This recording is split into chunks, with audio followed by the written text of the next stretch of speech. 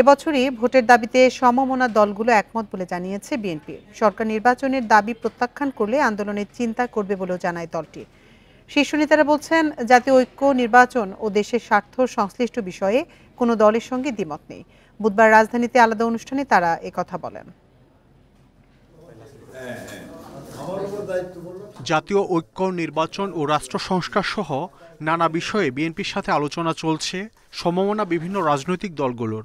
এরই ধারাবাহিকতায় গুলশানে বিএনপি চেয়ারপারসনের রাজনৈতিক কার্যালয়ে দলটির মহাসচিবের সঙ্গে বৈঠক করেছে খেলাফত মজলিস। ঘণ্টাখানেক বৈঠক শেষে গণমাধ্যমে কথা বলেন দুই দলের নেতারা। নির্বাচনটা আন্দোলনের একটা অংশ বলে আমরা মনে করি।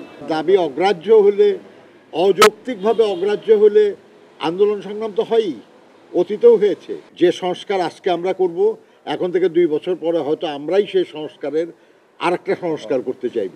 ভিন্নচিত্ত আমি দেখতে পাচ্ছি, এই জন্য আমরা তখন হচ্ছে বিভিন্ন ঐক্য, তাদের স্বার্থে আজকে ঐক্য করা জরুরি বিষয়। আমরা মনে করি দ্রুত সময়ের মধ্যে প্রয়োজনীয় সংস্কার সম্পন্ন করে 2025-এর মধ্যে জাতীয় নির্বাচন ব্যবস্থা করা।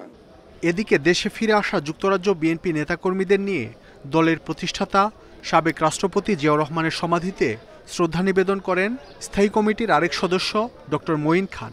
যারা জনগণকে নিয়ে রাজনীতি করে, যারা অতীতে একদলীয় বাকশাল থেকে বাংলাদেশের মানুষকে মুক্ত করে বহুদলীয় সরকার তারা এদেশে ফিরিয়ে এনেছিল শহীদ প্রেসিডেন্ট জিয়াউর রহমানের নেতৃত্বে, সেই দল কেন একটি ফ্যাসিস্ট সরকারকে সঙ্গে নিয়ে নির্বাচন করবে? আওয়ামী লীগ সরকার বিগত 15 বছর যাবৎ বাংলাদেশের মানুষের সঙ্গে তারা বেইমানি করেছে।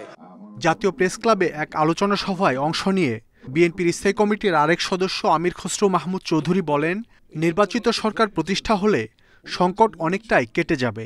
এই আন্দোলনকে ড্রাইভ করছে দেশনেত্রী বেগম খালেদা জিয়া। আমরা কিন্তু আমাদের 31 দফা সংস্কারের জন্য জাতির কাছে প্রতিজ্ঞাবদ্ধ। আগামী দিনে সেটা জাতীয় সরকারের মাধ্যমে করা হবে। তারেক রহমান সাহেব নিজেই সেই ঘোষণা দিয়েছেন। এইটাই হচ্ছে বাংলাদেশের ভবিষ্যৎ। দেশ বিরোধী ষড়যন্ত্রের বিরুদ্ধে সবাইকে ঐক্যবদ্ধ হওয়ার আহ্বান বিএনপি নেতাদের। স্বৈরাচারকে ডিফাই করে। মাহমুদ শরীফ, ইন্ডিপেন্ডেন্ট নিউজ, ঢাকা।